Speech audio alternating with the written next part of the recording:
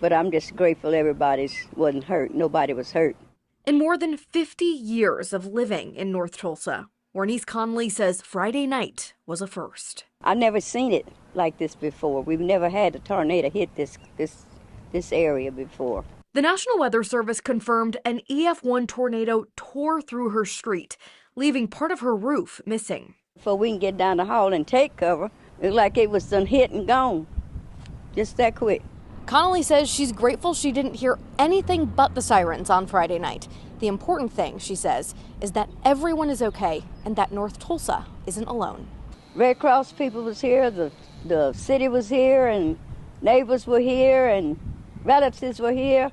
We had all kinds of help. What did that mean for you? Like it made me feel really good, because every time I would come out and see all these people working, it just choked me up to see folk working together like that.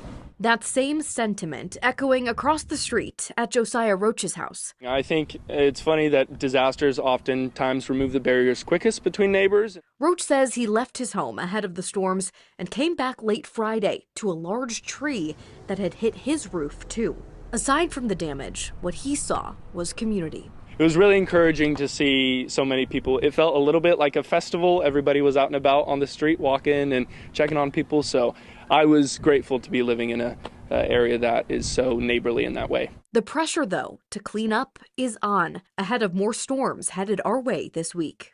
I'll be more attentive to it, I think, now. But I'm thankful to God that we're all alive.